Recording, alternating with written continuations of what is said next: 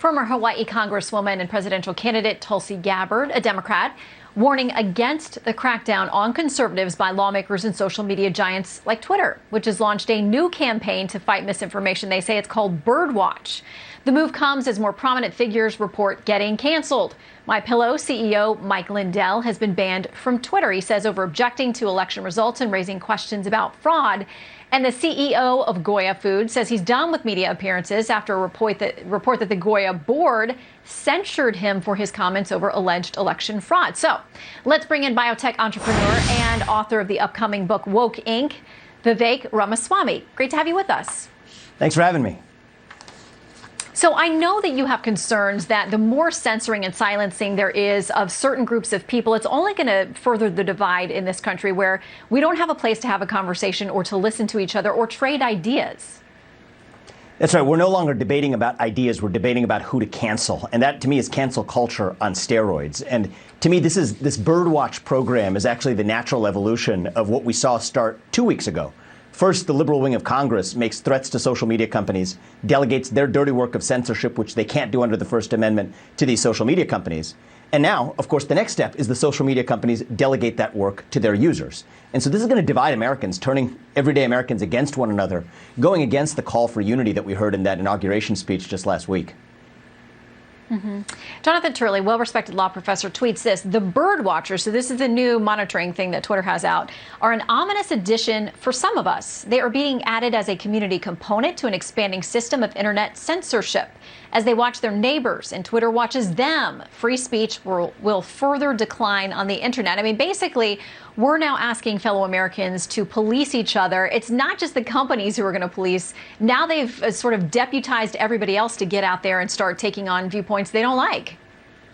It's fundamentally divisive, and it goes against a basic principle in this country, is that irrespective of what your belief or my belief is, we respect each other, not just when we agree, but when we disagree. And we've now perverted that. That's become a mutant alternative to say that if we disagree with you, now we're competing with how quickly we can cancel one another and how quickly we can silence one another. And so I think it's fundamentally un-American. I think it's what George Orwell might have imagined 4 decades ago. We're now seeing in action, but we're not seeing it in action through the government. We're seeing it through the births of this new government, big business duopoly, a woke industrial complex is what I like to call it. And I think that that's actually the big danger today for everyday liberty, not big government alone. And the argument is generally these are private companies. They can do what they want. I know that you think they've now taken on sort of the very characteristics of a government entity in the way that they're operating and shutting down speech in a country that has always prided ourselves on being able to say things that are highly unpopular. That's why we have the First Amendment. It's not meant to protect polite speech that everybody likes. It's for stuff you don't agree with.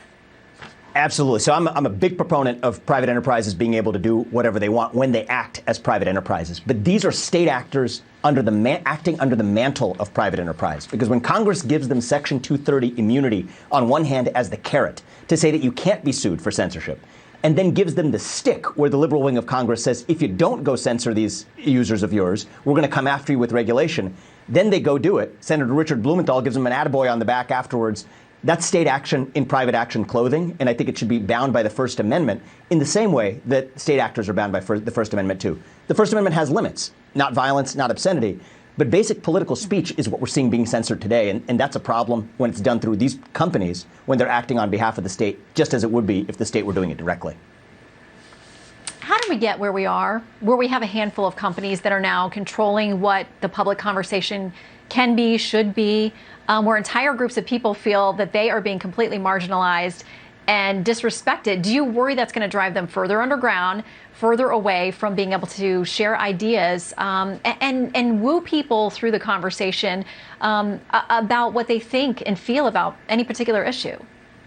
I'm really worried about it. I think that suppression of dissent breeds terror. And this might be controversial to say, but I think that when I saw the disgrace that unfolded at the footsteps of the Capitol on January 6th, I cried. I was in tears when I watched on television that day.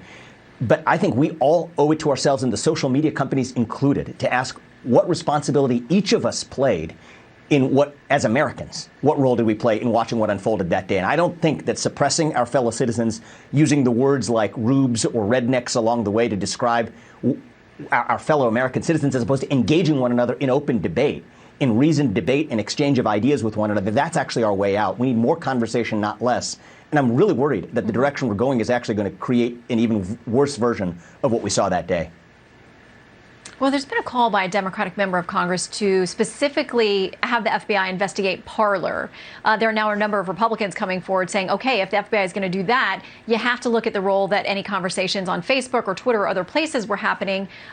Why just subject one particular outlet, one particular place of conversation to an FBI investigation and not others? Or should they all be investigated?